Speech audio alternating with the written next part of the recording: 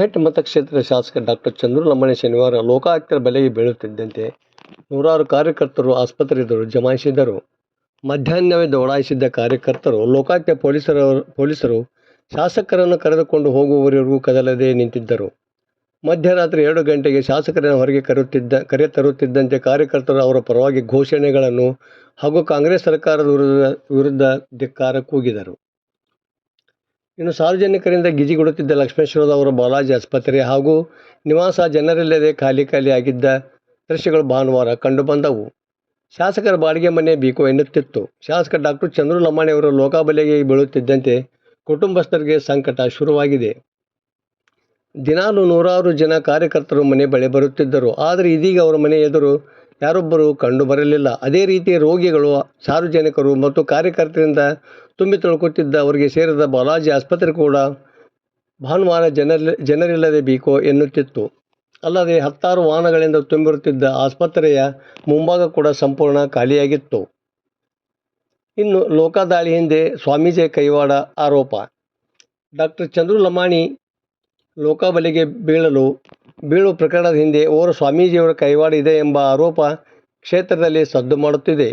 ಶಾಸಕರನ್ನು ಯಾವುದಾದರೊಂದು ಪ್ರಕರಣದಲ್ಲಿ ಸಿಕ್ಕಿಸಿ ಮಣಿಸಲು ಮಸಲತ್ತು ನಡೆದಿರುವ ಬಗ್ಗೆ ಇದೀಗ ಹೊರಬಂದಿರೋ ಆಡಿಯೋ ವೈರಲ್ ಆಗುತ್ತಿದೆ. ಇನ್ನು ಅದೇ ರೀತಿ ಶಾಸಕ ಡಾಕ್ಟರ್ ಚಂದ್ರು ಲಮಾಣಿ ಮತ್ತು ಗುತ್ತಿಗೆದಾರರ ನಡುವೆ ನಡೆದಿದೆ ಎನ್ನಲಾದ ಆಡಿಯೋ ಕೂಡ ದೊಡ್ಡ ಸದ್ದು ಮಾಡುತ್ತಿದೆ. ವರದಿ ನಾಗರಾಜನಿಗೆ, ಪ್ರಜಾಧ್ವನಿ, ಲಕ್ಷ್ಮೇಶ್ವರ.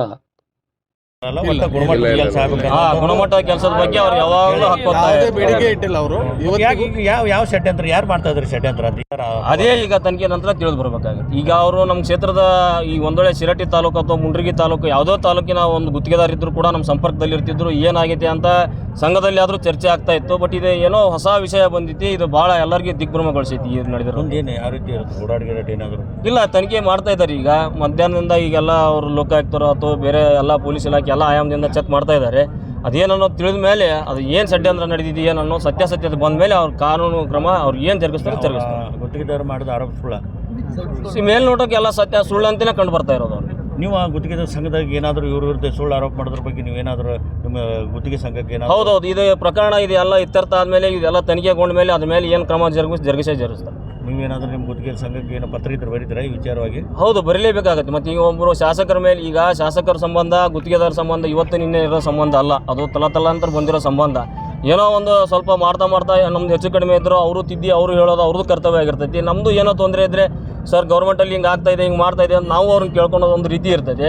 ಆ ರೀತಿ ಬಿಟ್ಟು ಎಂದು ಮಾಡೋಕೆ ಆಗೋದಿಲ್ಲ. ಅದಕ್ಕೆ ನಾವು ಆ ಗುತ್ತಿಗೆದಾರನ ಕರೆಸಿ ಮಾತಾಡ್ಬೇಕಂತ ತೀರ್ಮಾನ ಮಾಡಿ. ಈ ಸಂಘಕ್ಕೆ ಏನು ಯಾವ ರೀತಿ ನೀವು ಪತ್ರ ಬರೀತೀರದ? ಈಗ ಅದು ತನಿಖೆ ನಡೆದ ಮೇಲೆ ಏನಾಗಿದೆ ಅಂತ ಒಂದ್ಸಲಿ ಅವ್ರನ್ನ ವಿಚಾರಣೆ ಮಾಡಿ ನಾವು ಪತ್ರ ಬರೀಬೇಕಂತ ತೀರ್ಮಾನ. ಕುಂದುಕೊರತೆಗಳಿದ್ದಂಥ ಜನರಿಗೆ ಭೇಟಿಯಾಗಿ ನಮ್ಮ BJP ಕಾರ್ಯಕ್ರಮ BBG ರಾಮಜಿ ಕುರಿತು ಮೇಲೆ ಸಭೆ ಮಾಡ್ತಾ ಇದ್ದಾರೆ. ಅವಾಗ ಇವರು ಬಂದು ಏಕೆಂದ್ರೆ ಅಟ್ಯಾಕ್ ಮಾಡುವಂಥ ಕೆಲಸ ಮಾಡ್ತಾ ಇದ್ದಾರೆ. ಇದು ಕಾನೂನು ಬಾಹಿರ. ಒಬ್ಬ ದಲಿತ ನಾಯಕನಿಗೆ, ಒಬ್ಬ ವಿದ್ಯಾವಂತನಿಗೆ ಇವತ್ತು ರಾಜ್ಯದಲ್ಲಿ ಶಿರಟ್ಟಿ ವಿಧಾನಸಭಾ ಕ್ಷೇತ್ರವನ್ನು ತೋರಿಸ್ಕೊಟ್ರೆ ಯಾರಪ್ಪ ಅಂದ್ರೆ ಡಾಕ್ಟರ್ ಚಂದ್ರು ಲಮಾಣಿ ಅವರು. ಅಂಥವ್ರನ್ನ ನೀವು ಇವತ್ತು ಈ ಥರದ ಕಿರುಕುಳವನ್ನು, ಒಬ್ಬ ವಿದ್ಯಾವಂತನ, ಬಡವಣ್ಣನ ಈ ಥರ ಕಿರುಕುಳವನ್ನು ಮಾಡಿ ಇವತ್ತು ನಿಮ್ಮ ರಾಜಕೀಯ ತೀಟಿಸಿಯನ್ನು ತೀರಿಸ್ಕೊಳ್ಳಕ್ಕೆ ಈ ಥರ ನೀವು ಮಾಡಂತಿರಲ್ಲ, ಇದು ಖಂಡನೀಯ. ಇಲ್ಲ ಸರ್, ಇದೆಲ್ಲ ಸುಳ್ಳು. ಇದನ್ನು ನಂಬಲಿಕ್ಕೆ ಸಾಧ್ಯ ಇಲ್ಲ. ಅದನ್ನ ನಾವು ಅಲ್ಲಿಗೆಳ್ತೀವಿ ಸರ್. ಇದು ಬೇಕಂತ ಹೇಳಿ ಷಡ್ಯಂತ್ರ ಸರ್. ಯಾವುದು ಇದರೊಳಗೆ ಹುನ್ನಾರ ಭಾಳ ಕಾಣದ ಕೈಗಳು ಭಾಳ ಇದಾವೆ. ಯಾಕಂದ್ರೆ ಡಾಕ್ಟರ್ ಚಂದ್ರು ಲಮಾಣಿ ಅವರು ಒಳ್ಳೆ ವಿದ್ಯಾವಂತ ಶಾಸಕರಿದ್ದಾರೆ. ಅವ್ರನ್ನ ಯಾವುದೇ ಕಾರಣಕ್ಕೂ ಅವ್ರನ್ನ ಏನಾದರೂ ಮಾಡಿ ಅವ್ರನ್ನ ಮಣ್ಣು ಮುಗಿಸ್ಬೇಕನ್ನೋ ಒಂದು ದುರುದ್ದೇಶದಿಂದ ಈ ಥರ ಷಡ್ಯಂತ್ರ ಮಾಡಿ ಇವತ್ತು ಅದನ್ನ ಆ ಕೆಲಸ ಮಾಡಿದ್ದಾರೆ.